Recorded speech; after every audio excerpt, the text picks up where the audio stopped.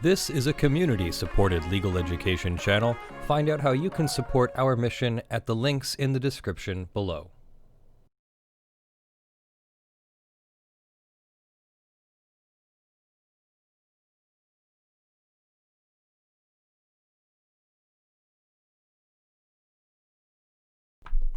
Hey everybody, I'm Leonard French, your favorite muted copyright attorney, and I'm here to talk to you today not about copyright, but about the social media kerfuffle that's going on right now with Trump and Twitter, and yeah, let's just jump right into it. So we have received this document.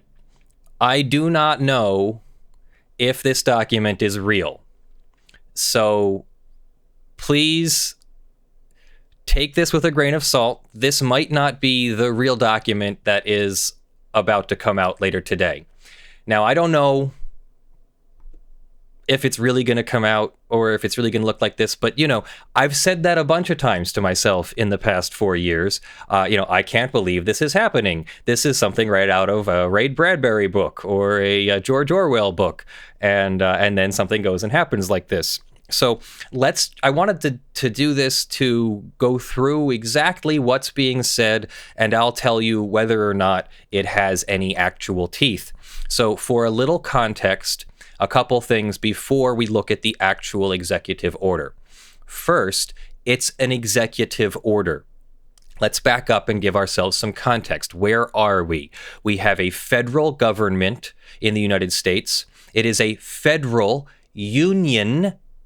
united of states. So 50 states plus territories like Puerto Rico have unionized, banded together, and agreed to be governed by a federal government. But the governing document, the United States Constitution, sets forth only certain powers that are given to the federal government, and the state governments retain the vast majority of powers that affect the state, and the vast majority of powers that affect other states or interstate commerce, or, you know, things that go between states, things that are bigger than just the state. So maybe health insurance is statewide, but maybe the regulation of firearms is federal.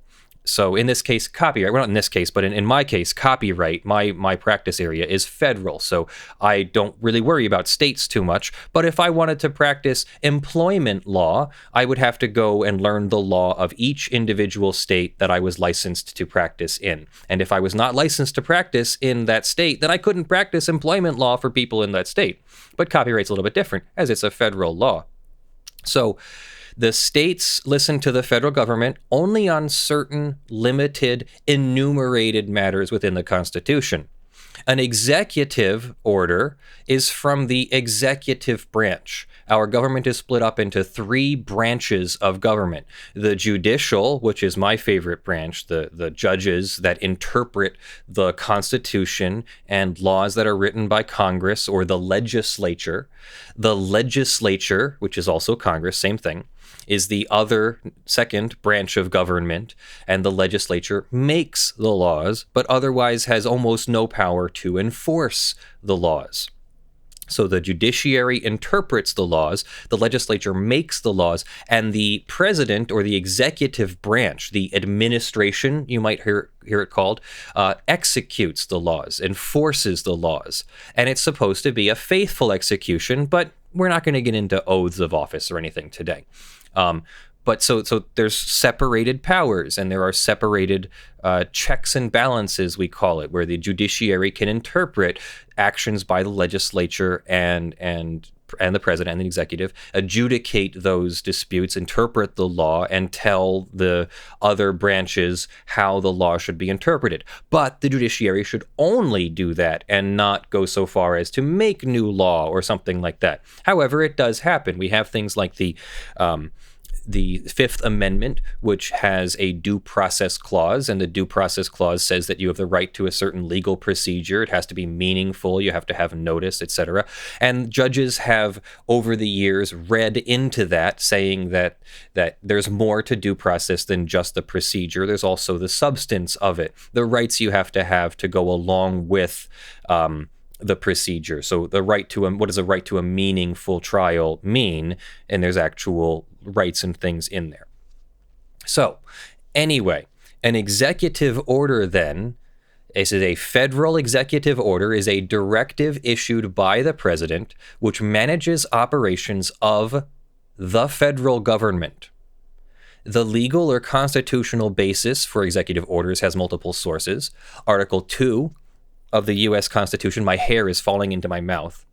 Article 2 of the U.S. Constitution gives the president broad executive and enforcement authority to use their discretion to determine how to enforce the law or to otherwise manage the resources and staff of the executive branch. So the president has the ability to issue executive orders ordering his branch to enforce the law in a certain way. The ability to make such orders is also based on an express or implied act of Congress, and executive orders are subject to judicial review and may be overturned if they lack support by statute or the Constitution. So that's really all that you need to know about executive orders there. Because it's the executive branch, he can only do enforcement activities, and only with power that is given by the Constitution or the legislative branch. So without further ado then, this is the tweet that Trump is very upset about. He writes, "There is no way that mail-in ballots will be anything less than substantially fraudulent. Mailboxes will be robbed, ballots will be forged, and even illegally printed out and fraudulently signed. The governor of California is sending ballots to millions of people, anyone ... And then Twitter puts a little link underneath it that says, "Get the facts about mail-in ballots." And then when we click on that link, it takes us to this page, which says, "Trump makes unsubstantiated claim that mail-in ballots will lead to voter fraud." Now, I don't actually have the statistics on mail-in ballot voter fraud, so I would love to see those statistics. But what I can tell you is that this tweet from Donald Trump said nothing that convinces me, nothing that proves anything. I'm a naturally skeptical person.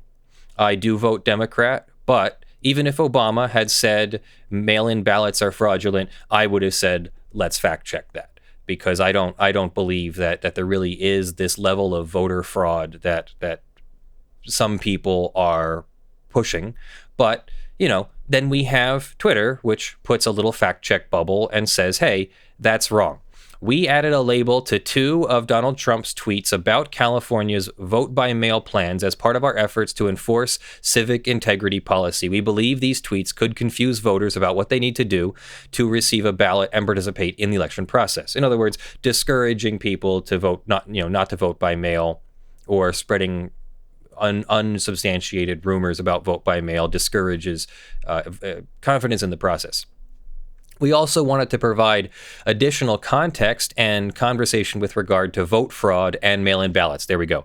We have a range of remediations, and in some cases, we add labels that link to more context. So in this case, it says Trump claimed that mail-in ballots would lead to a rigged election. However, fact checkers say there is no evidence that mail-in ballots are linked to voter fraud. Trump falsely claimed that California will send mail-in ballots to anyone living in the state, no matter who they are or how they got here. In fact, only registered voters will receive ballots. 5 states already vote entirely by mail, and all states offer some form of mail-in or absentee voting, according to NBC News. And I just voted mine via mail-in ballot, and it was a very official process.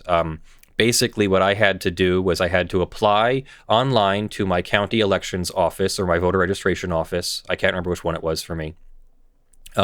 They verify that I'm a registered voter, so this is not bypassing voter registration requirements or anything. They verify that I'm a registered voter, and then they both email me confirmation that they're sending the ballot, so I know to look for it. And then the ballot arrives in a very official envelope.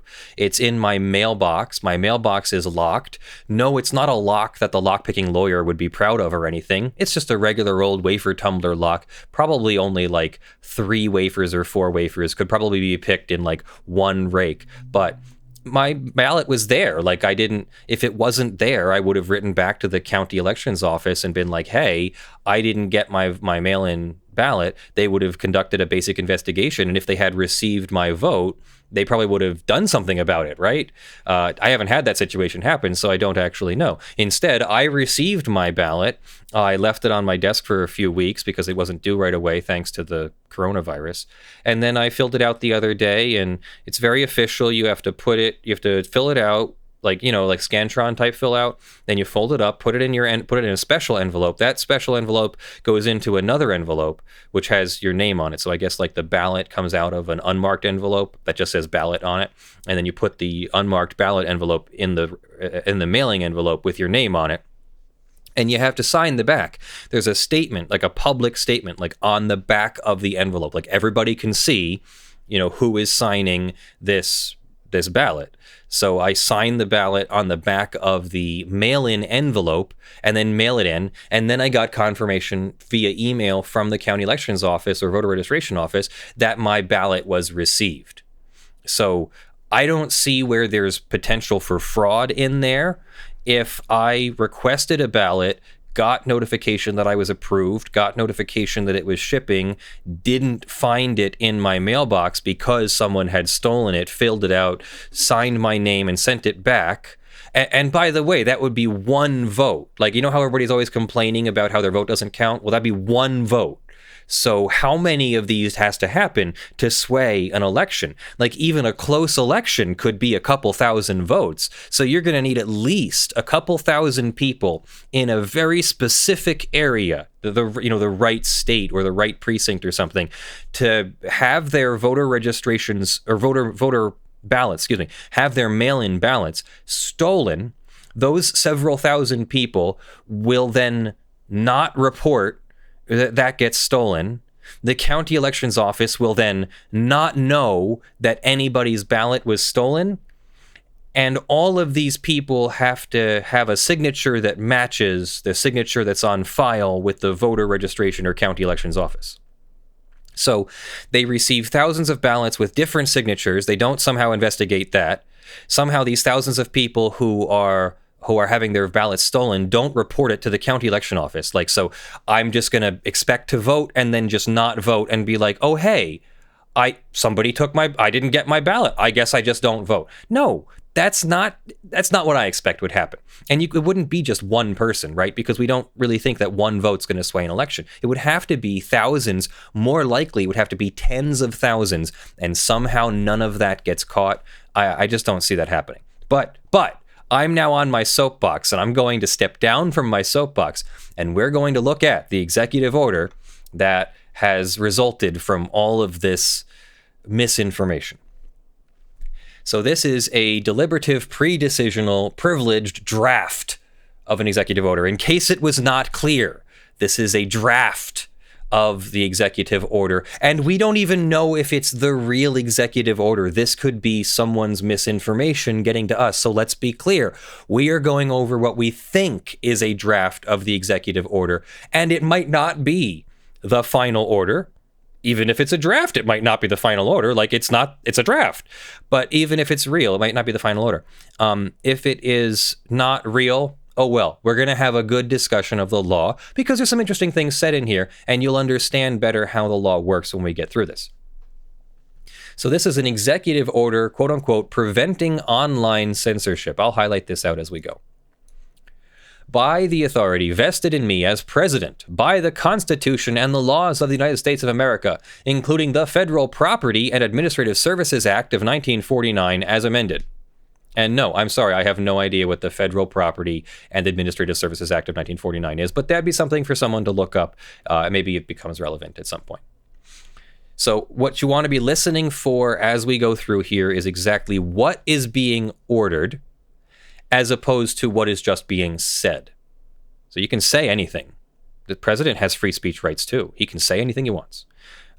Does he have the right to make certain orders? Yes and no.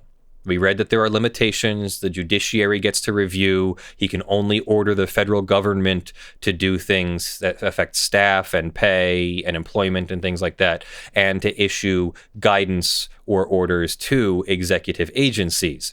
So you'll see that's what he does here. He doesn't actually order much.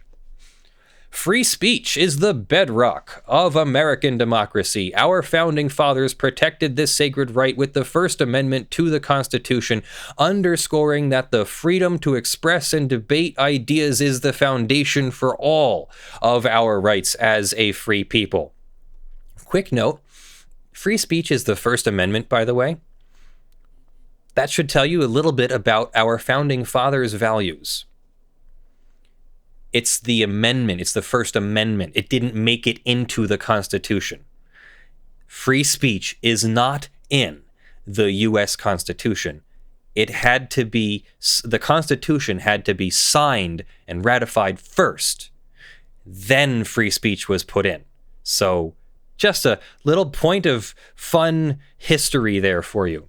The emergence and growth of online platforms in recent years raises important questions about applying the ideals of the First Amendment to modern communications technology. Today, many Americans follow the news, stay in touch with friends and family, and share their views on current events through social media and other online platforms. As a result, these platforms function in many ways as a 21st century equivalent of the public square.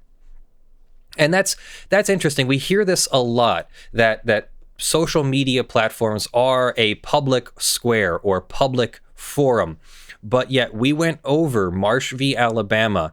Maybe we can provide a link in the chat and a link in the description tag if you want to put that in the chat. Marsh v. Alabama is the public square case.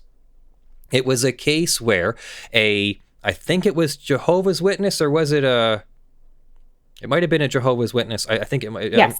Was Jehovah's Witness. Okay.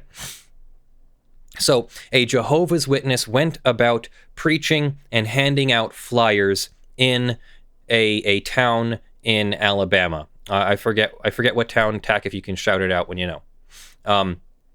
The town was a company-owned town. So very much like Twitter, it was a privately owned company. The privately owned company was the mining operation. The mining operation starts, and then employees need to eat, so a grocery store starts up, and they want a place to hang out, so a coffee shop starts up, and they want a place to drink beer, so a bar starts up, and eventually you have a dry cleaners, and you have a grocery store, and you have roads to get there, and you have sidewalks to walk there. There's going to be a couple churches. People's houses start to crop up because they don't want to be driving or riding in buggies to work and stuff all the time. So you get a whole town built around a company. Mm-hmm. The town was Chickasaw, Alabama, near Mobile, Alabama. Okay, so Chickasaw, thank you. And we did a whole video on this, and maybe we can put Tack put the video, the link in the description. So great. Now, what needed to be done to convert that town into public property? Okay, wait, I phrased that wrong. The town does not get converted into public property, but the courts do order the town to treat the town-like sections of the town as public property. So in other words, you're allowed to petition your government for a redress of grievances on the sidewalks of the public part of town.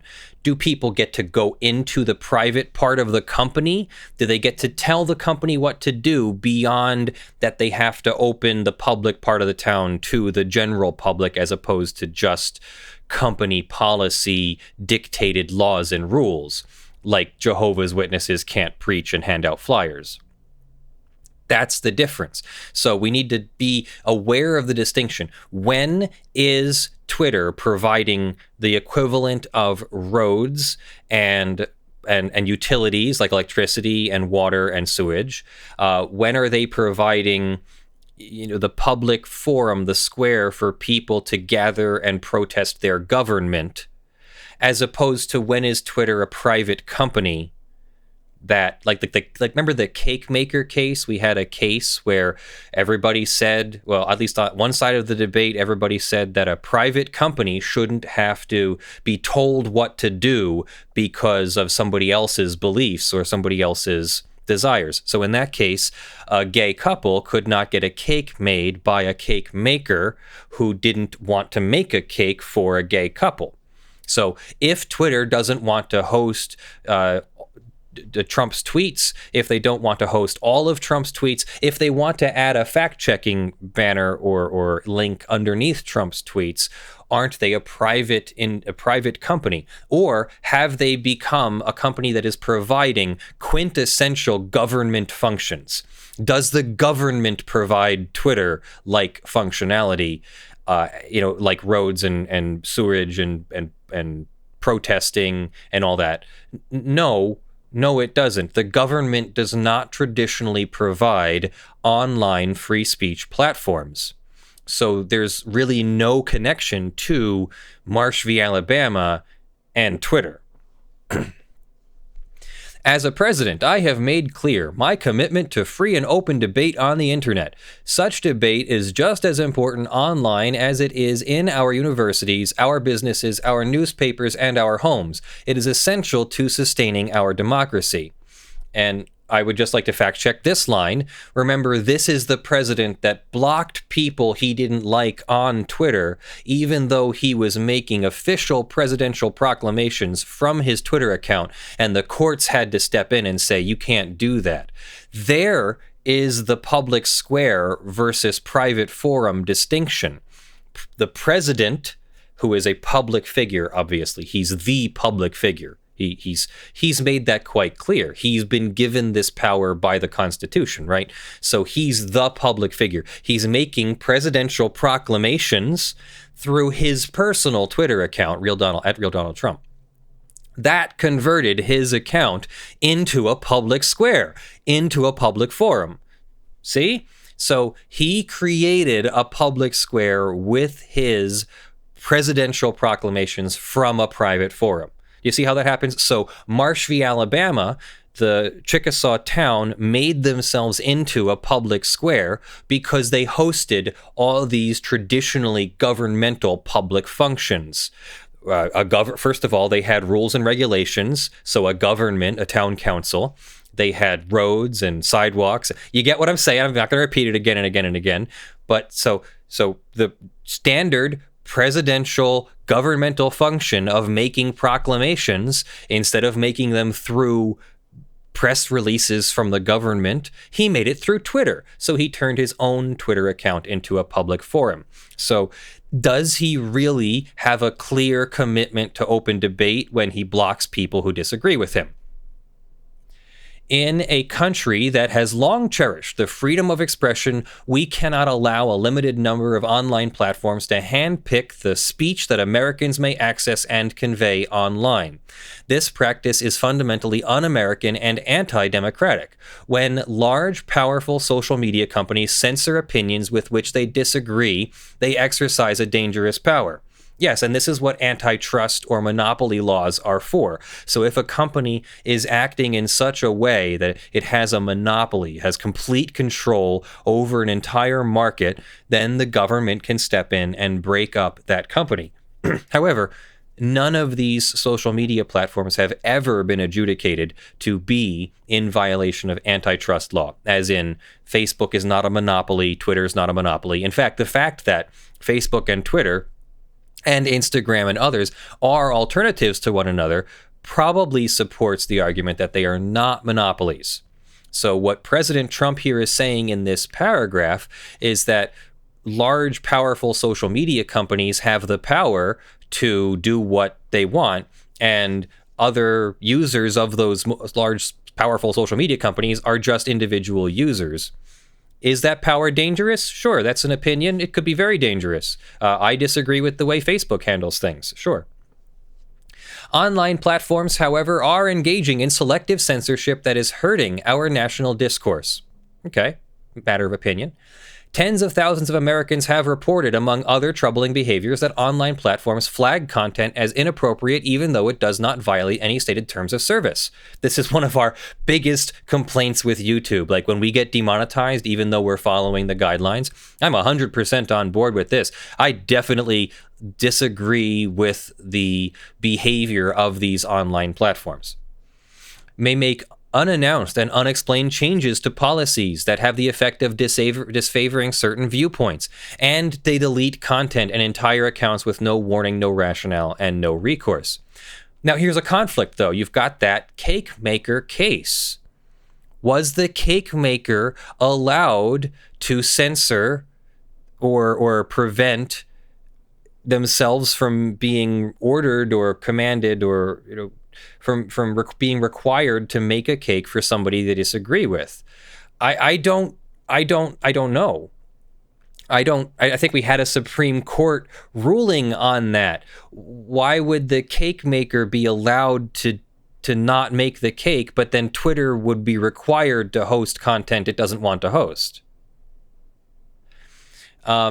Anti-Omnia Liberatatum asks, what about Robbins v. Pruneyard Shopping Center? You'd need to give me a summary of the case or something. I just because I'm a lawyer doesn't mean I know every single case that was ever decided. But I'll tell you what here. I will punch it in and see whether it's a... I have a guess that I believe that might have been the case that followed up Marsh v. Alabama, Okay. that sort of restricted the times in which a private company could be held to the standards where they have to uphold constitutional rights. The California Constitution specifically protected speech and petitioning in shopping centers even when they are privately owned.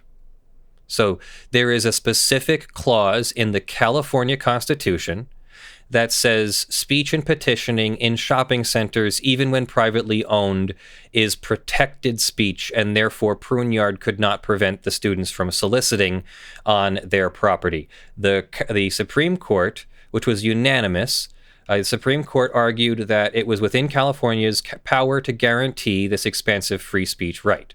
So yes, that reinforces that you are not allowed to curtail the free speech rights on your property when the Constitution says so. So yeah, now the Constitution does not say that Twitter has to host soliciting on their platform. So we'd have to have a Constitution change, which would require a constitutional amendment. An executive order cannot amend the Constitution. Like I said, executive orders handle federal United States guidance to agencies and to staffing and employment. At the same time, social media platforms are invoking inconsistent, irrational, and groundless justifications to censor or otherwise punish American speech here at home. Punish. Now we're starting to get to really biased language here, right? Like, punish? Was fact-checking meant to punish speech? So the president speaks. He says that mail-in ballots is a lot of fraud with mail-in ballots. And so Twitter, a private company, says, okay, we don't mind you use our platform for speaking, fine, but we're going to add a little bubble that says, by the way, you're incorrect. Like, that's not something that is a founded factual allegation. Was that a punishment? Was that punishing his speech? They were saying, we don't like Donald Trump that you spoke, so we're punishing you for speaking. No, I don't think correcting someone's incorrect facts is punishment. But I guess reasonable people could disagree. Several online platforms are profiting from and promoting the aggression and disinformation spread by foreign governments like China. And apparently, our own government. After all, President Trump was spreading misinformation about the mail-in ballot fraud levels, and so let's make sure we call a spade a spade. And there's also misinformation from Russia, which isn't mentioned in here. So bias is bias, gotta note it. Google, for example, created a search engine for the Chinese Communist Party, which blacklisted searches for human rights, hid data unfavorable to the Chinese Communist Party, and tracked users determined appropriate for surveillance. And that's horrible. if that's true, that Google has been doing that and helping China commit human rights atrocities, that's horrible. Definitely, let's do something to address that. Google has also established research partnerships in China that provide direct benefits to the Chinese military. Okay, I mean, Google's a private company. Google's allowed to trade and offer services to other countries. Sure, point out which law Google is breaking by helping the Chinese military, and I'll be on board. Like, I'm not a big fan of the Chinese Communist Party either. So if Google is breaking the law, great. Let's get them under that law. Go ahead. It direct your prosecuting body, because you are the executive, President Trump. You are the enforcer of American federal law. Go ahead and tell us what law Google is breaking, and go ahead and enforce that law against Google, please. For their part, Facebook and Twitter have accepted advertisements paid for by the Chinese government that spread false information about China's mass imprisonment of religious minorities. Twitter has also amplified Chinese propaganda abroad, including by allowing Chinese government officials to use its platform to undermine pro-democracy protests in Hong Kong. And yet here, he's complaining about Twitter undermining his mail-in ballot misinformation. So which is it? It can't be both. If Twitter is allowed to post Trump's misinformation, then Twitter should also be allowed to post China's misinformation. Again, unless there's a federal law. So show us the federal law, show us how you're enforcing the federal law, and enforce the federal law fairly, equally, 14th Amendment, equal protection among the of the laws. My commitment to free and open debate on the internet, remember, this is the person that blocks people who disagree with him, is as strong as ever. So it's only as strong as a person who blocks people who disagree with him. Therefore, it remains the policy of the United States that lawful content should be free from censorship in our digital marketplace of ideas. And I ask you, is he been censored? Here is the tweet. I'm going to refresh here, so I'm going to click my refresh button right here. Refreshes. Tweet's gone. They censored him. The tweet is gone. Oh, well, no, it's right there. As a nation, we must foster and protect diverse viewpoints in today's digital communications environment where all Americans can and should have a voice. We must seek transparency and accountability from online platforms and encourage standards and tools to protect and preserve the integrity and openness of American discourse and freedom of expression. There it is, guys, the first presidential proclamation in this executive order. What did it say? I'll wait. What did it say? There is no order in the first executive order section. There's nothing. That was just a bunch of words. Okay. Bunch of words. Great. It's the president. He's got free speech. He can say what he wants. Maybe there is something in the second section. Section 2, protections against arbitrary restrictions. It is the policy of the United States. Again, remember, federal government, United States. So he's not speaking for the states. He's actually only speaking for the federal government. It is the policy of the United States to foster clear, non-discriminatory ground rules promoting free and open debate on the internet. Prominent among these rules is the immunity from liability created by Section 230C of the Communications Decency Act. Okay, so we've got a law. We finally have a citation to a law. It is the policy of the United States that the scope of the immunity should be clarified. So the United States federal government now has a policy of clarification, whatever that means. Section 230 was designed to address court decisions from the early days of the internet. That's a broad range of time. I mean, the early days of the internet was the ARPANET back from the 1960s and 70s. Holding that an online platform that engaged in any editing or restricting of online content posted by others thereby became itself the publisher of the content and could be liable for torts like defamation. So let's follow this through.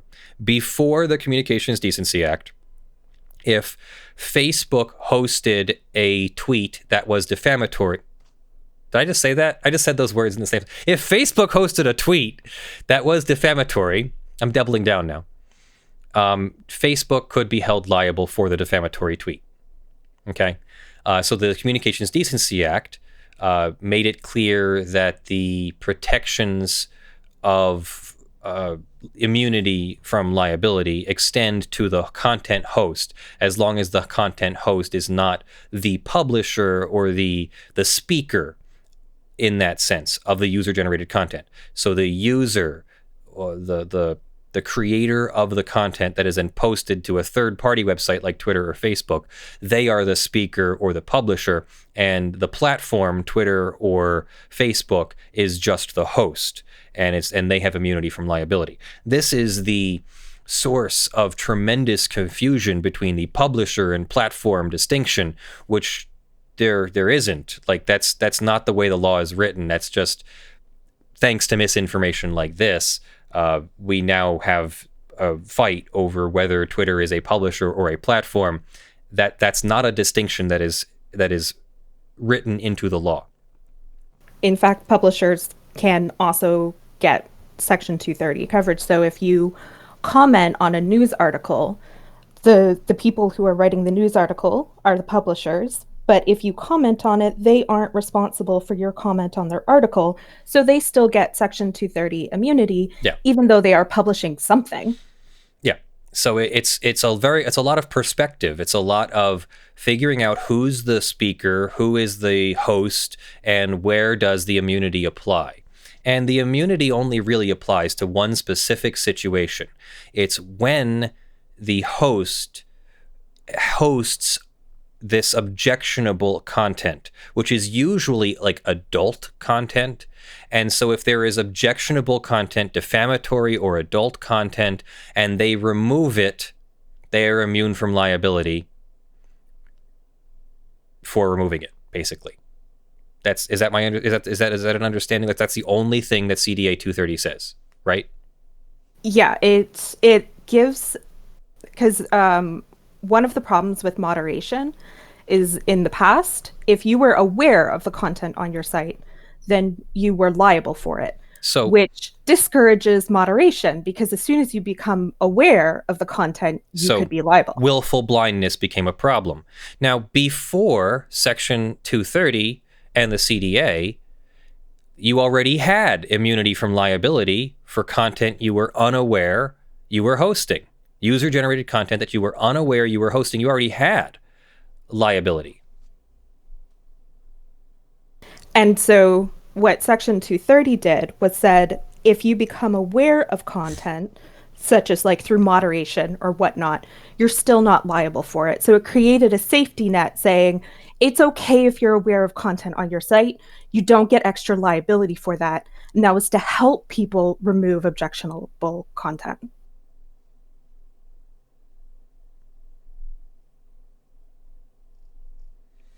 So, now that I'm done moderating a little bit, let's continue. As the title of Section 230C makes clear, the provision is intended to provide liability protection to the provider of an interactive computer service, such as an online platform like Twitter. There we go. Wait a second. The executive order literally just declared that Twitter is an online platform. All right, we're done here. Have a good day, everybody. So Twitter's a platform, not a publisher, according to Donald Trump's own words, that engages in good Samaritan blocking of content when the provider deems the content excessive, obscene, lewd, etc. Words that, we don't want to trigger YouTube too much. And it's only for the blocking. Again, it's not for the hosting. It's not for the whatever you want to call fact-checking. It's for removal of content. So this whole section is about the removal of content. Was his content removed? I'll wait. Of course not. His content is right here. I can hit refresh. It's still up. No one has removed his content. All that they've done is put a bubble with fact checks about it. Now, there's other things on this site. There's a login button, there's a sign up button, there's a relevant people, there's what's happening, there's the terms and privacy policy and stuff. Why is none of this also considered removing his content? Because they posted their website around the content he hosted. He just wants to be able to post his content and not have anybody fact check him, I think is what's going on here. I mean, pretty obvious what's going on here. Subsection 1 broadly states that no provider of an interactive computer service shall be treated as a publisher or speaker of content provided by another person. Boom. Done. That's what the section said, period. But subsection C2 qualifies that principle when the provider edits the content provided by others. Paragraph C2 specifically addresses protections from civil liability and clarifies that a provider is protected from liability when it acts in good faith to restrict access to content that it considers to be objectionable. The provision does not extend to the deceptive or pretextual actions restricting online content or actions inconsistent with an online platform's terms of service. What? The provision does not extend to actions inconsistent with the online platform's terms of service. Yeah, it only, that's what I've been saying. It only applies to when they remove objectionable content. That's it. So it has nothing to do with the platform's terms of service. So that's just a red herring. When an interactive computer service provider removes or restricts access to content that its actions do not meet the criteria, it is engaged in editorial conduct. Okay, no, I think that is an opinion. When an interactive computer service removes or restricts content, so not editing, removes or restricts access to content, and its actions do not meet the criteria, it is engaged in that is not in the law anyplace. Tack, you've been reading Section 230 recently. Oh, yeah. Does it specifically say you are engaged in editorial conduct anywhere? No. Okay. In fact, it's the opposite, that the cases that led to how this was written, there was an argument that the internet service provider had made editorial changes and therefore was liable. And this was meant to erase that you're allowed to make like minor changes, you're allowed to make deletions and stuff. And your site is allowed to be biased. Your site does not have to be neutral. Yeah. Remember the cake maker case, guys. Let's go back to the cake maker case. Masterpiece Cake v. Colorado Civil Rights Authority or group or something like that. The Masterpiece Cake company was allowed to only make cakes for people that they wanted to. So Twitter is allowed to only host speech that it wants to. It can host only liberal speech. It can host only conservative speech.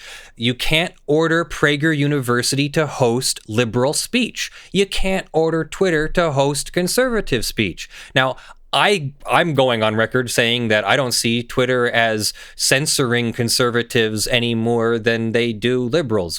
When liberals and conservatives both say stupid crap, Twitter censors it when it goes against Twitter's policy. In this case, the president is saying stupid crap about mail-in ballots, and it doesn't matter whether I'm Democrat or Republican. It is objectively true that what the president is saying is false. There is no question. You can question it all you want, but there is no effective question. Go ahead and start researching the answers to those questions, and you'll see that it is objectively false that mail-in ballots have this extremely high level of fraud. It is just objectively false. Have there been cases of fraud? Yes, absolutely. And we can talk about them all day, except I don't have any of them prepared for this. But we can talk about the individual cases of fraud. There was recently one in North Carolina where conservatives were signing people up to vote without following the rules and laws. Did you hear a lot of conservative outrage against the conservatives that committed the mail-in voter fraud? No. You can answer that question for yourself. Why would there not be outrage over voter fraud when it's your own party? It's only outrageous when it's something they don't like. It's only outrageous when it's something that goes against that party. And maybe the same is true for the liberals. And you could say that maybe the liberals don't get outraged when a liberal does something that's wrong or something. So it works both ways, people. You can't eat your cake and have it too, as the Unabomber used to say. By making itself an editor of such content outside the protections of the CDA, as if the CDA is the only source of free speech law. Hello, First Amendment? Such a provider forfeits any protection from being deemed a publisher or speaker under subsection... Yes, that's technically true. If they don't remove objectionable content, then the CDA does not apply, and they don't have any protection from being a publisher or speaker under the law. A publisher or speaker who removes objectionable content. Again, what content was removed? Okay? So this is one of those situations where technically correct is the worst kind of correct, or the best kind of correct. So yes, you forfeit your CDA 230 protection if you do not remove objectionable content. Therefore, you don't qualify for CDA protection. But that's not the only source of free speech protection. That's the Cake Maker case was based on free speech and freedom of religion. It is the policy of the United States, again, federal government. It is the policy of the federal government that all departments and agencies of the federal government should apply Section 230C according to the interpretation set out in this section. Okay, what does that mean? So now the federal government agencies have to not restrict speech when... What?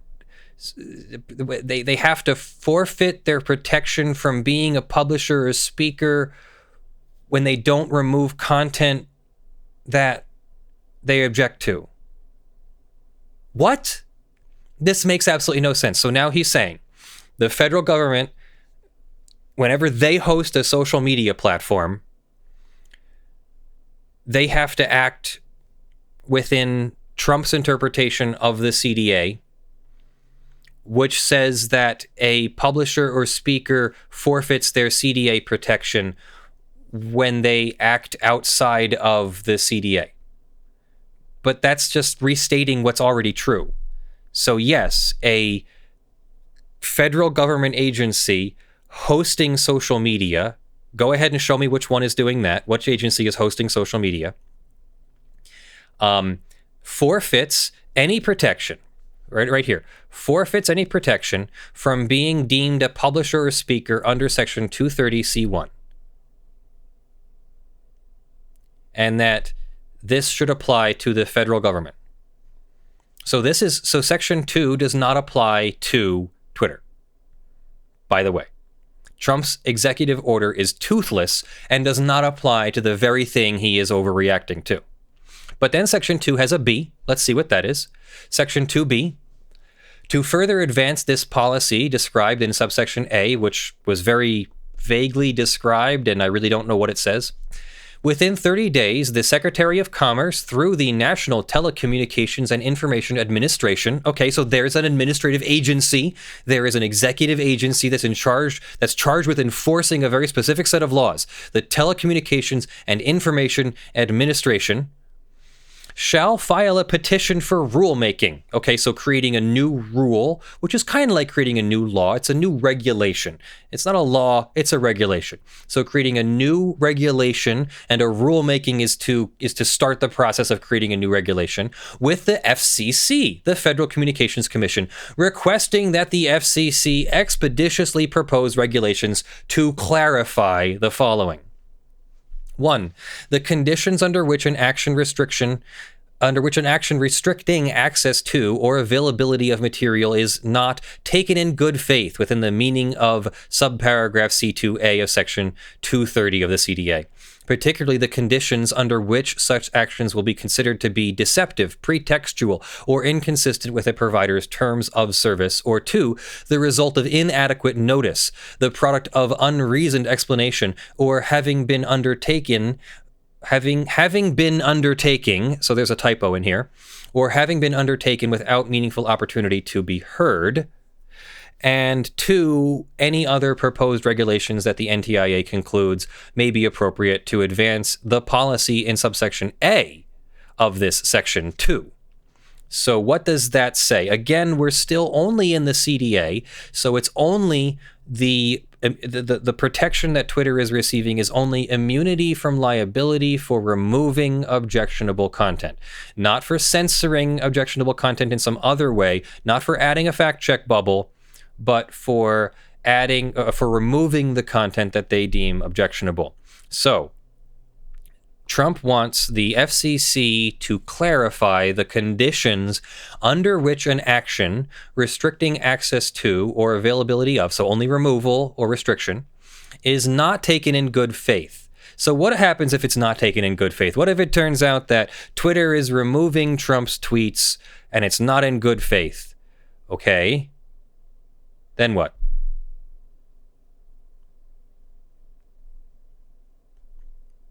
They remove the tweet. Somebody somehow proves it's not taken in good faith, that it's the result of inadequate notice, that it's deceptive or pretextual. Then what? Yeah, what's the actual damages on that? What's the damage here? What? Okay. So Trump then turns around and sues Twitter for removing his tweet. On what grounds? One of the things that's also going through my mind is that breach of terms of service is a state-controlled contract issue. Yeah. So it's state-controlled. Executive orders can only apply to the federal government, and I'm now confused. Yeah, this is a very confusing executive order. This is not, I'm going to say it out loud. This is not an executive order. This is propaganda. This is meant to get the people who are in my chat right now who are really riled up about how could the Twitter do this to the president. It's to give them some ammunition. And it's hoping that they are too stupid to know that there's nothing in this. That this is nothing but a suggestion to the FCC to look into something and maybe make a rule if there's anything they can do. I'm not trying to be insulting. It's actually quite the opposite. I'm trying to show you how stupid this president thinks you are. The president really thinks that he can just say words and you'll just buy it and you won't think about it. You won't think for yourself. You won't apply the same rules that contradict what the president is saying, like the Masterpiece Cake case, a Supreme Court case that said the opposite of what this executive order says. You won't know that an executive order isn't a rule of law. You won't know that the president can't restrict free speech or open up free speech with an executive order. They're hoping that you won't know anything and won't look into anything. They're hoping that you're too stupid. And I'm not trying to be mean. I'm trying to be aware. I'm trying to wake people up here to what is actually going on. I'm looking at the first-hand material, which we have already admitted we have no idea if this is a real draft or not. So, but if this is a real draft, and if this is really what comes out later, and it really is signed by the president, you know what he was doing. He was trying to deceive you. Let's continue. So Section 2 was nothing more than, we don't like what the CDA has to say, so we're going to try and expand it, but we know we can't expand it, so we're going to assign the FCC, the NTIA to tell FCC to expand it, and then we'll start a 18-month rulemaking procedure, and by the time we get done with it, and there's nothing changed, no one will realize, everyone will have forgotten about it, basically. So then let's continue with Section 3. Prohibition on spending taxpayer dollars, federal taxpayer dollars, on advertising with online platforms that violate free speech principles. So this is something the president does have the right to do. He has the right to direct the federal government to do or not do something. So in this case, he's going to try and direct federal taxpayer dollars. The head of each executive department and agency shall review its agency's spending on advertising and marketing paid to online platforms. Such review shall include the amount of money spent, the online platform supported, the viewpoint-based speech restrictions imposed by each online platform, an assessment of whether the online platform is appropriate for such agency speech, and the statutory authorities available to restrict advertising dollars. So he's going to look into canceling his subscription. Remember a while ago when he disagreed with the New York Times, and so he canceled the 2 New York Times subscriptions that the White House had, the paper copies or something, and the New York Times had to go around saying, like, okay, he's not canceling the New York Times for everybody, and will even provide free online access for everybody from the federal government. It's the same thing. He's just canceling the federal government's subscription to Twitter. Subscription is a metaphor. Obviously, there's no subscription to Twitter. What he's doing is canceling any spending the federal government does on Twitter. Okay, I think he has the right to do that. I'm actually pretty sure that that's within his executive order power. So he's basically canceling federal spending on Twitter. Great. He has more or less the right to do that. Within 30 days of this order, the head of each agency shall report its findings. Okay. And then Section 4, federal review of unfair or deceptive practices. Okay. Now, unfair or deceptive practices are a state law issue. So the federal government doesn't have any power whatsoever to regulate unfair or deceptive practices, except maybe those that happen between the states. I don't know if there is an unfair and deceptive trade practices law, but there might be something similar with the FTC between the states. But just to be clear here, the federal government can only regulate between the states, interstate commerce. They cannot regulate unfair and deceptive practices within a state. It is the policy of the United States, again, the federal government, that large social media platforms such as Twitter and Facebook, as the functional equivalent of a traditional public forum. No, you can't just say those words. As the functional equivalent of a traditional public forum has already been determined. Cases like Marsh v. Alabama started it, and recent cases, they literally cite to Pruneyard in here. There you go. He literally cites to Pruneyard in here. But recent cases have also clarified that Twitter and Facebook and YouTube, like the Prager University case, there was an appeal. That's an appellate court case. So the Prager University case, thank you very much, Prager University, for establishing that,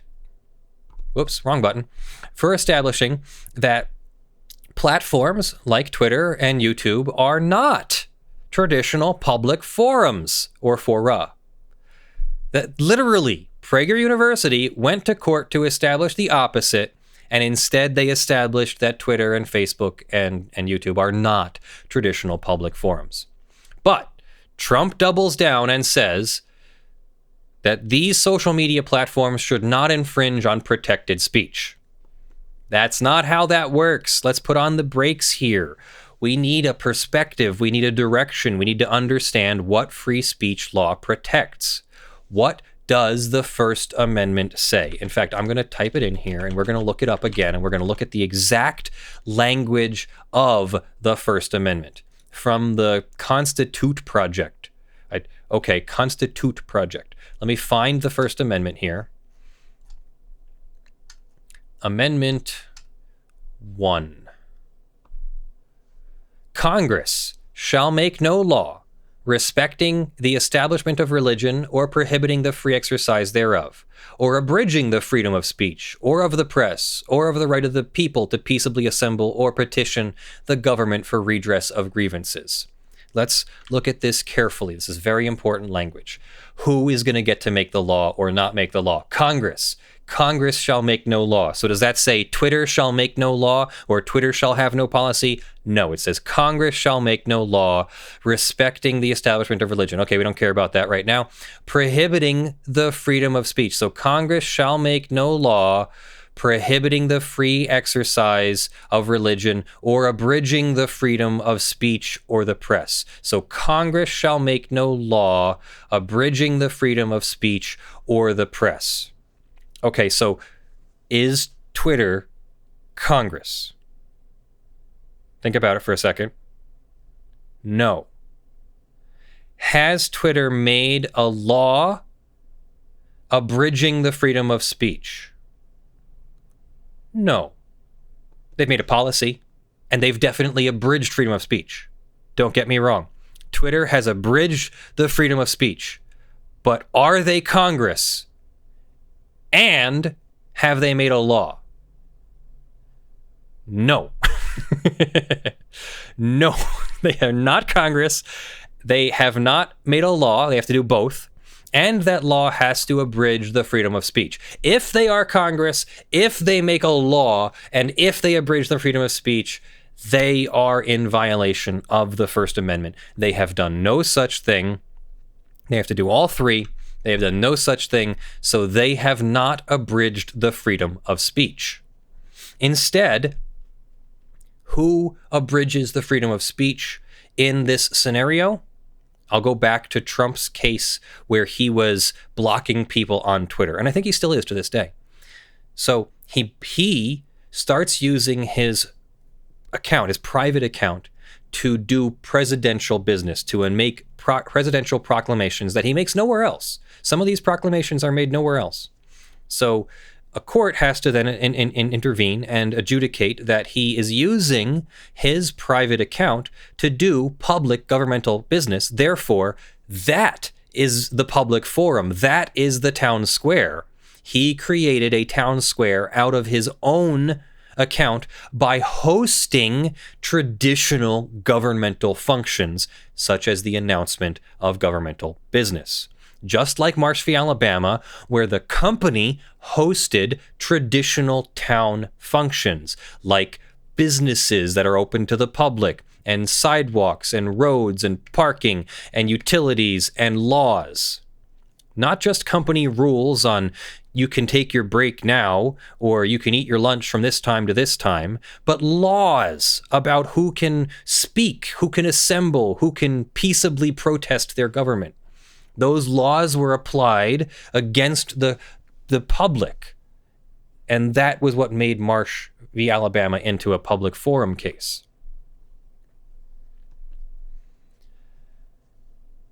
The Supreme Court has described that social media sites as the modern public square can provide perhaps the most powerful mechanisms available to a private citizen to make his or her voice heard. Yes, that sentence does not establish anything, and I'm going to assume that that's the most powerful thing that Packingham v. North Carolina said, because if Packingham v. North Carolina said something more powerful, I would expect you and your lawyers who wrote this would have included the more powerful thing.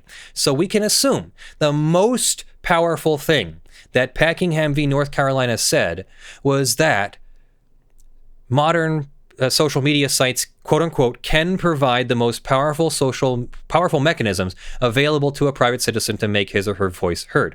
There's nothing wrong with that statement. That statement says nothing about them being modern public squares. In fact, you note that the executive order does not quote modern public square as being from Packingham v. North Carolina.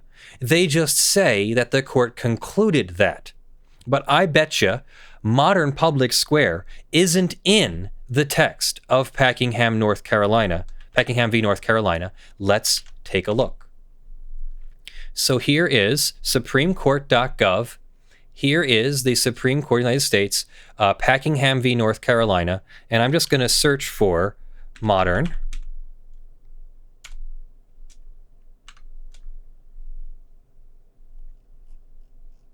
And this is in the syllabus. Here, in one of the first cases, the court has to address the relationship between the First Amendment and the modern internet. Okay, that's not it. Here we go. There was one above it. I don't want to be disingenuous.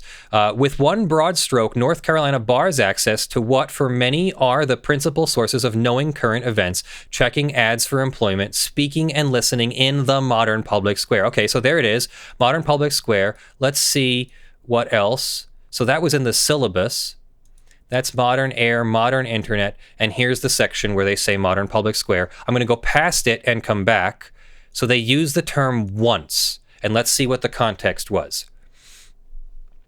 Even with these assumptions about the scope of law and the state's interest, the statute here enacts a prohibition unprecedented in the scope of First Amendment speech. Social media allows users to gain access to information and communicate with one another about it on any subject that might come to mind.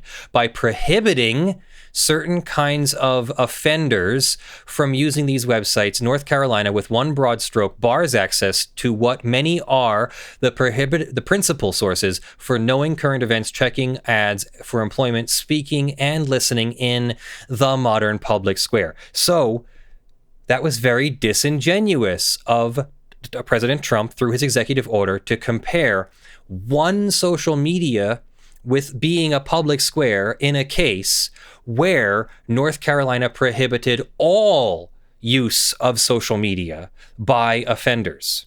So just to make a fair comparison, is Donald Trump's social media use being eliminated completely by law? Let's refresh the page again and see. No, Donald Trump's access to social media is not being restricted.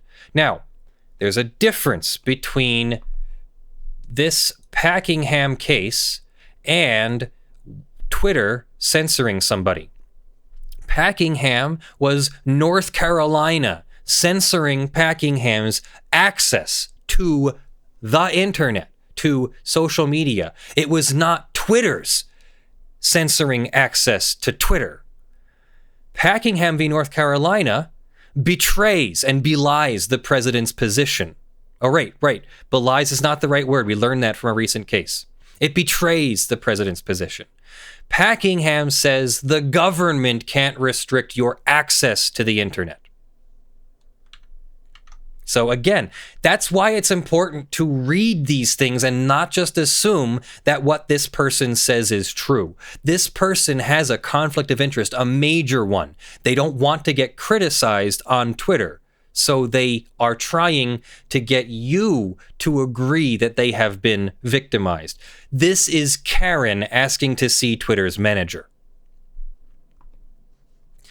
Communications through these channels has become important for meaningful participation in American democracy, including to petition elected leaders. What case am I going to bring up right now? Come on. What case am I going to bring up right now?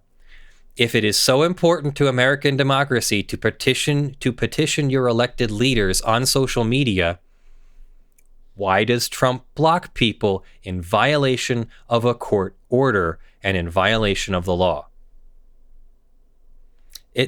Hypocrisy, right? The street's supposed to go both ways. We're supposed to be equally protected by the laws. This doesn't seem very equal, and it seems to be the Trump administration who wants to be more equal than others. These sites are providing a public forum to the public for others to engage in free expression and debate. And then they go on to Pruneyard v. Shopping Center, or Pruneyard Shopping Center v. Robbins again. We already went over that. It was a California constitutional law that said that shopping centers have to allow people to protest. Go ahead and add an amendment to the U.S. Constitution that makes the U.S. Constitution as strong as the California Constitution. Are you kidding me? Trump wants to follow California law. Boom. Do you hear how ridiculous that is? This is the same administration that hates California for hosting liberal policies, for having sanctuary cities, now wants to copy California, wants to copy the California Constitution because he likes their free speech law. Hypocrisy, cognitive dissonance. Anybody? Did anybody else see this? In May of 2019, the White House Office of Digital Strategy created a tech bias reporting tool to allow Americans to report incidents of online censorship. In just weeks, the White House received over 16,000 complaints of online platforms censoring or otherwise taking action against users based on their political viewpoints. Okay, now I want you to pay attention to something. In May 2019, a year ago, they got 16,000 complaints. Okay, so the thing's been operating for a year now, right? How many complaints do you think they got in a year? The White House Office of Digital Strategy shall reestablish the tool, which apparently has not been operating for the past year, to collect complaints of online censorship and other potentially unfair or deceptive acts or practices by online platforms, and shall submit complaints received to the Department of Justice and the Federal Trade Commission. So he's asking this reporting tool to then report to the DOJ and the Federal Trade Commission any acts of unfair or deceptive business acts or practices. Okay, I mean, he's always had the ability to enforce the law, which is what his job is, right? I mean, he's the executive. He's supposed to enforce the law. So he is now saying, we will finally enforce the law. We haven't been enforcing the law for the past 3 years. We established a tool a year ago for a couple weeks, got 16,000 complaints, shut it down, and now we're going to selectively enforce the law again because we don't like being fact-checked on Twitter. The FTC shall consider taking action as appropriate and consistent with applicable law to prohibit unfair or deceptive practices. So again, the FTC shall do their job. In other words, as appropriate, consistent with applicable law means do your job. So he's ordering his own administrative agency to do a job they've apparently not been doing, which he's been in charge of the whole time. Such unfair or deceptive acts or practices shall include practices by entities regulated by Section 230 that restrict speech in ways that do not align with those entities' public representations about these practices. Again, no teeth. So, shall include practices which do not align with their public representations about their practices. So in other words, if you make a user terms and conditions or end user license agreement or privacy policy and then don't act within that, we can punish you. You always could. You're the executive branch. You could have always enforced the law. And I'm wondering now, like, were you not enforcing the law? Is that why you have to say so? Please enforce the law now, FCC and FTC, because we weren't? Is that what this is? For large internet platforms, which apparently large is undefined, that are vast arenas for public debate, including social media platform Twitter. So again, he is flat out saying they are a platform. The FTC shall also consider whether complaints allege violations of law that implicate policies set forth in Section 4A. The FTC, what was Section 4A again? The Packingham v. North Carolina, which again didn't say what he said it said. Okay. The FTC shall also consider whether the complaints are within 4A. The FTC shall develop a report describing such complaints and shall make the report publicly available, consistent with applicable law. So in other words, do your job and now this time issue a report about it. Section 5. State review of unfair and deceptive practices. The Attorney General shall establish a working group regarding the potential enforcement of state statutes that prohibit online platforms from engaging in unfair and deceptive acts or practices. Again, you could always do this. The Attorney General does enforce the law. So you could have always enforced the law that you just said you were previously maybe not enforcing. The White House Office of Digital Strategy shall submit all complaints described in Section 4B to the working group with the Attorney General. The working group shall also publicly collect available information collect publicly available information regarding monitoring and creating of watch lists of users based on their interaction with content or users. I'm not exactly sure what's wrong with that. As long as the privacy policy states what they're allowed to collect, that's what they're allowed to collect. If they're not collecting, or they are collecting more information than is in their privacy policy, then you get to sue them, which we've already seen. Lots of companies get sued for violating their own privacy policies. And lots of companies that should be sued and weren't. And monitoring users based on their activity off the platform. Okay, so again, if there's a law, you get to enforce the law, but I don't know what law prevents them from monitoring users' activity off the platform. Online platform means any website or application that allows users to create or share content or engage in social networking or any general search engine. So we've now gotten confirmation from the Trump administration that Twitter is a platform, not a publisher, and Google is a platform, not a publisher. His own words have said that they are a platform, not a publisher. In a document all about Section 230 of the CDA, by the way. General provisions. Nothing in this order shall be construed to impair or otherwise affect the authority granted by law to an executive department or agency or head thereof. Okay, so you're not impairing any executive department or agency or head, okay? So there's no restrictions imparted by this law. It shall not impair or affect the functions of the director of the Office of Management or Budget relating to budgetary, administrative, or legislative proposals. Okay. And 3, existing rights or obligations under international agreements. So this does not affect international law. B, this order shall be implemented consistent with applicable law and subject to the availability of appropriations. So in other words, no implementation unless Congress gives it money. And 2, no implementation if it goes against applicable law. So basically, this is like when your teacher in 2nd grade or 3rd grade gave you a test, like a really long quiz, like it had like 100 questions. And the first question or the first instruction said, read through the whole thing before starting on question 1.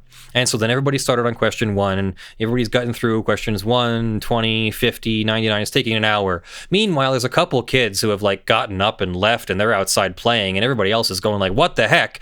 And then the teacher finally like drops the hammer and says, by the way, question 100 said, don't answer any questions, just sign your name, go outside and play.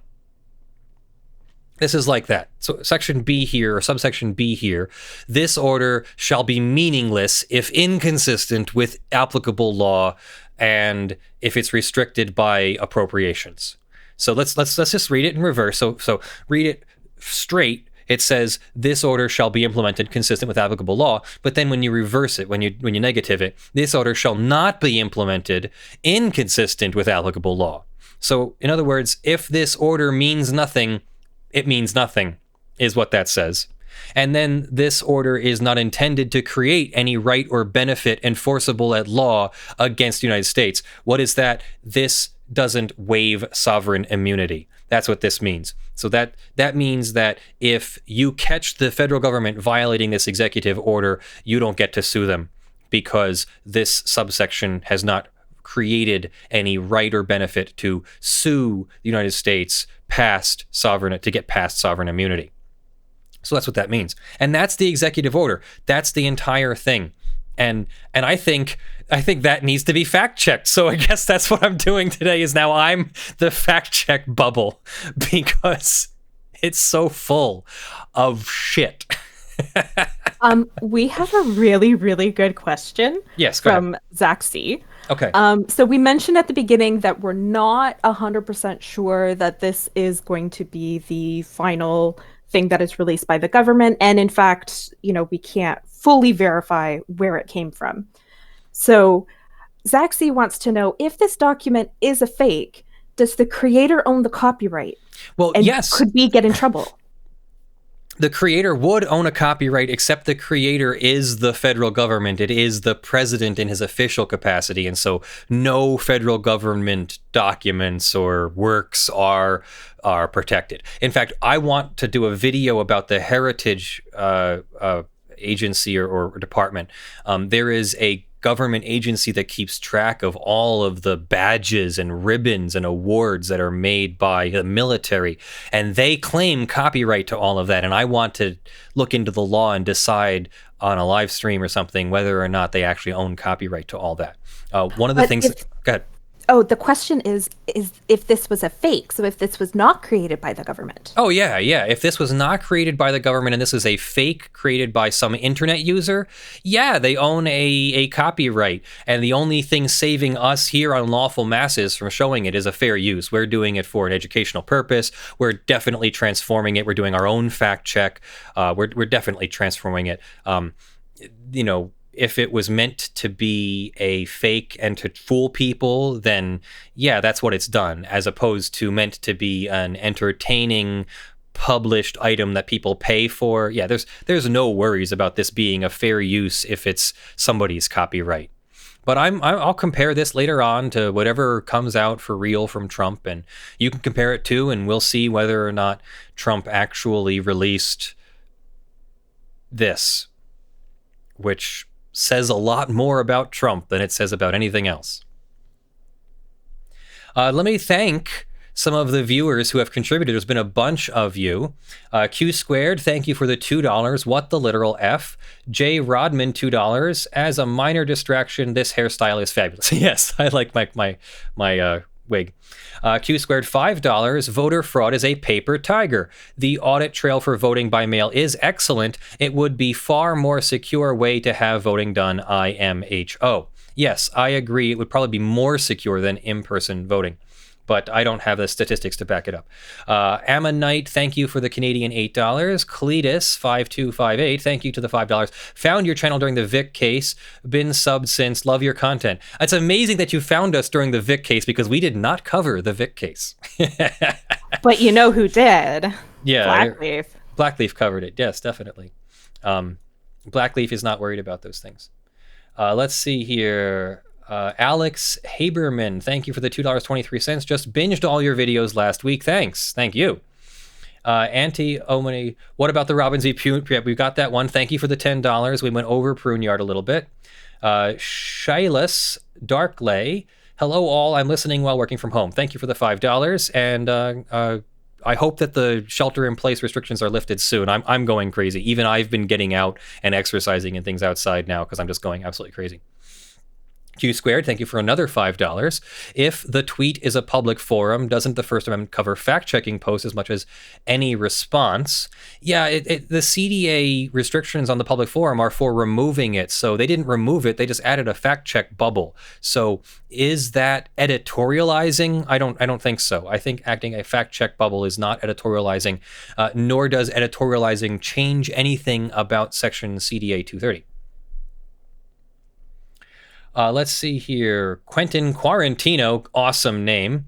States did not apply 1A until Gitlow v. New York. Yes, that's probably one of the incorporation cases where the Bill of Rights, the first 10 amendments, did not apply to the state governments until the courts did so. So I'm assuming, without looking it up, so just take that with a grain of salt, that Gitlow versus New York, GITLOW, was one of the first incorporation cases.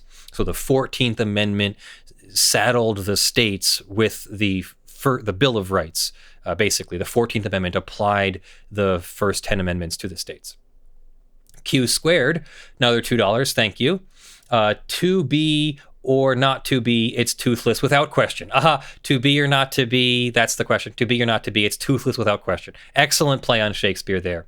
J. Rodman, $4. Thanks for moderating Tack. It's not fun. I will definitely keep moderating Tack. She needs a lot of moderation. I'm out of control. He's out of control. Evan Davis, thank you for the Advocate subscription. Floor is Lava, thank you for the £10 for the mackerel hat. Pure Catholic Boy, $5. Thank you. Love the wig. Good luck from South Carolina. Let's see. Count, $5. This is a community-supported to-pay channel. Thanks for the quick and awesome reporting. Dan Smart, $5. The president who called the media who disagrees with him the enemy of the people restricts the First Amendment rights of Twitter. Why would this be concerning? Yes. MK Painter, $10. Thank you. Thank you for covering this. I'm a public health professional. I feel like I'm just screaming into the void most of the time. Yes, I know the feeling. And I'm sorry and thank you. Q Squared, another $2. I would love for them to be turned into public fora. I'd like to see the government open a YouTube style video hosting site and a Twitter style social media site and a Facebook style like personal profile site. And then all these things would apply and the government could do whatever it wanted as long as it didn't infringe free speech. All these things would apply. So here's hold on to the thought real quick, Tech. So why wouldn't Trump, just imagine this for a moment, Trump, in response to all of his followers' feelings like they are being censored, why doesn't he just start an official government social media platform? Then no one could censor him. and he would look like a hero. Probably even to some independents and Democrats, too. Just thinking out loud here. God, I hope he doesn't take my advice. At least leave me out of it. I don't want credit for the advice if he takes my advice. All I'm thinking is that there's a whole lot of speech that is protected under the First Amendment that a whole lot of people don't want to see on a regular basis. Yeah. I just, oh, goodness. Yeah, so the reason CDA 230 exists is to remove actually objectionable content. And if you had to see what, like, go on 4chan/B, and that's the kind of thing that you could expect from a government free speech platform.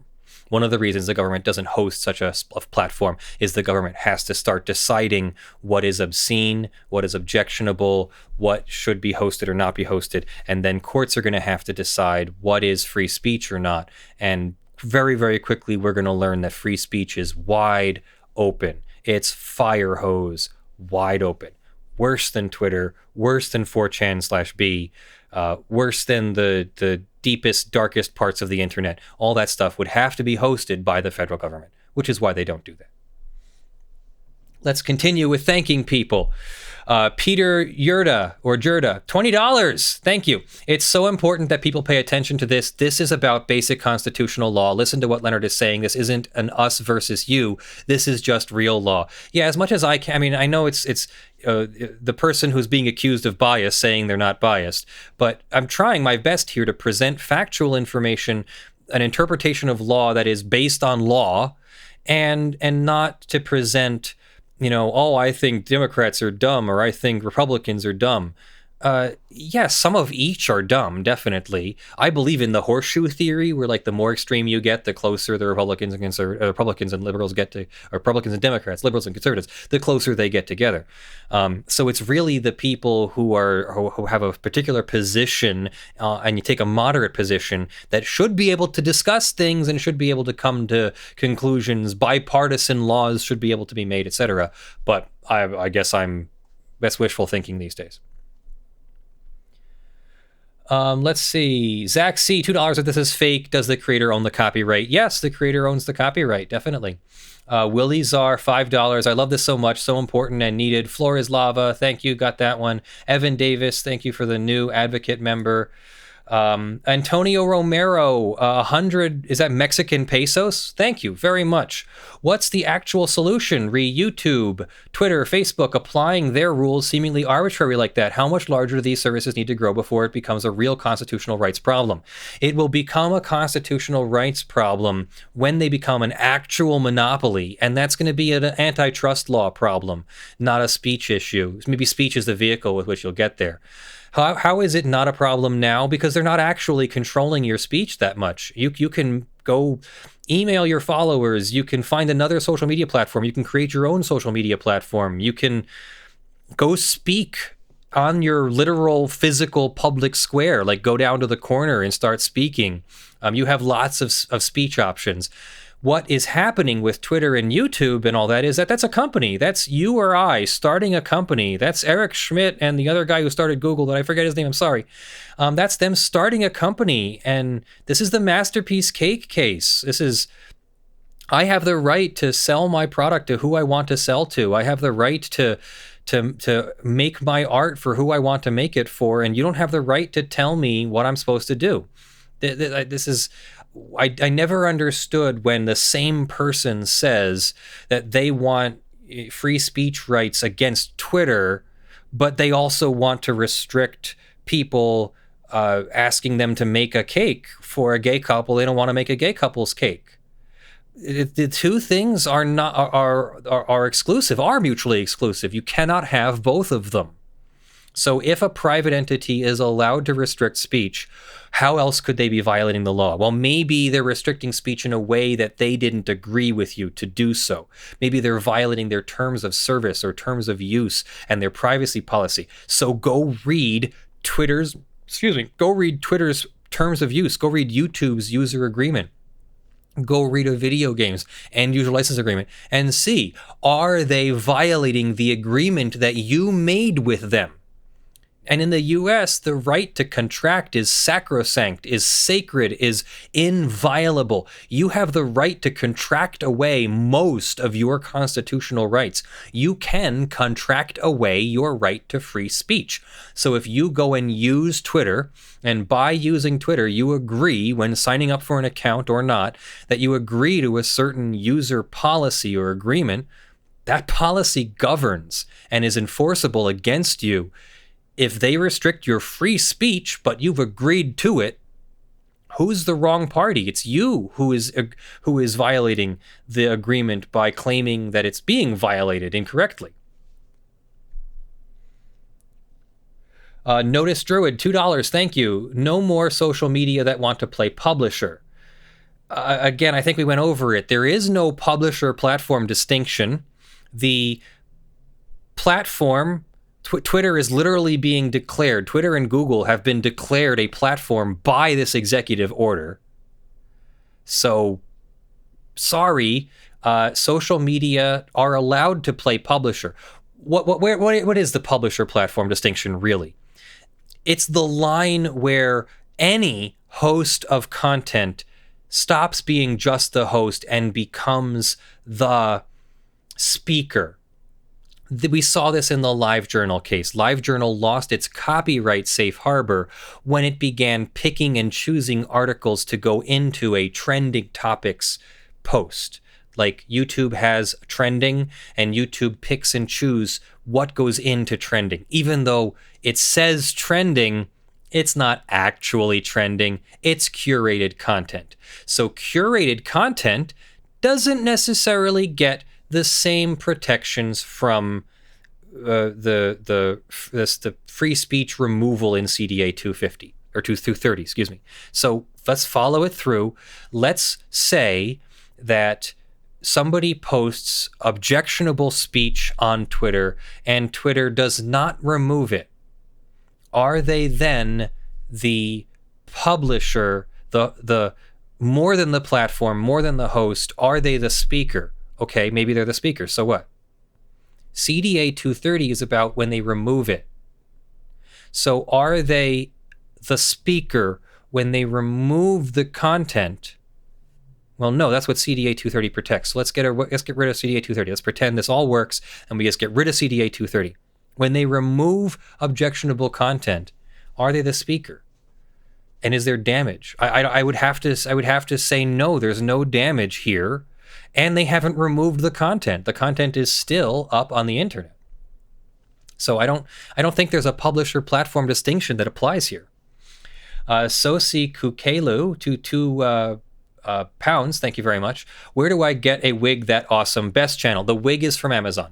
The wig is literally just an Amazon Trump search for Donald Trump wig. Alex Haberman, thank you for the 556. YouTube, Twitter style access to the Library of Congress. Free ideas here, yeah. Bug Pop, $20, thank you. It's Toothless, the executive order. It's Toothless and it's propaganda, but he's throwing stuff at the wall to see what sticks. Yes, the spaghetti at the wall defense.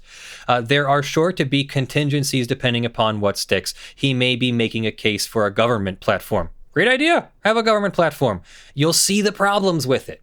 I'm not even saying it's going to crash and burn. It's going to have those problems that I think some people will say it will crash and burn. Others will say it's a great success because, look, it hosts content without discrimination. Patrick Herendine, $5, thank you. As a former government employee, I would bet my paycheck it would crash constantly and require more work than Twitter. Yeah, and some IT company that would get the contract for it would somehow cost overrun to the tune of probably $1 billion. And Shieless Darklay again, you can contract away your free speech in homeowners associations too. Right, thank you for the $5. So yeah, long live stream, but a real fun one.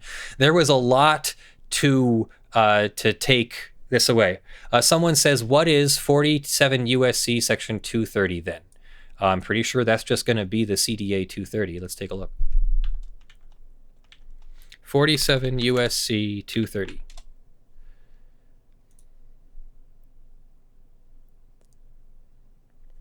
Okay, so this is a law that says Congress, let's see, we'll look here. It says it finds these following things. The internet is developing. Congress promotes That sounds like CDA. Yeah. Yeah, this is just the CDA. This is just the CDA. So yeah, that's what that is. So any last thoughts, shout outs, or super chats, get them in now, because I'm going to do our outro. Thank you for watching. I'm Leonard French, your favorite copyright attorney, and this is Lawful Masses, your favorite legal news and education channel, trying to fact check the president's tweets, I guess, is what we're doing in this case. Fact check the president's executive order, I mean. So this channel would not exist without your community financial support on a monthly basis on patreon.com/ljfrench and sponsors.com/law. Please consider supporting us as the following supporters have. On the $50 per month basis in the month of May, thank you to the following supporters: Joe Tyson, Wes Delj, Nicely Done Defense, Video Remonetized, John Steele, Gavin Barnard, Eevi, Kyle Mudrak, Spirit Bear, Jan Negrey, Michael Pearce, Daniel Perez, Blackleaf, Benjamin Hitov, Stephen, Ottah, Cute Grills in Your Area, Longreach Jones, Zachary Chaney, Mullen PC, Ugly Grill, Shielo T, Josh Baker, Gregory, and Rudolph Bescherer Jr. The $5 plus supporters and the $50 plus supporters are scrolling on the LED panel behind me. Everybody will be in the description of the video. I think I forgot to do that, so I'm just going to update that right now. And I love you all, and I will see you in the videos that drop. Thank you for joining me. Bye.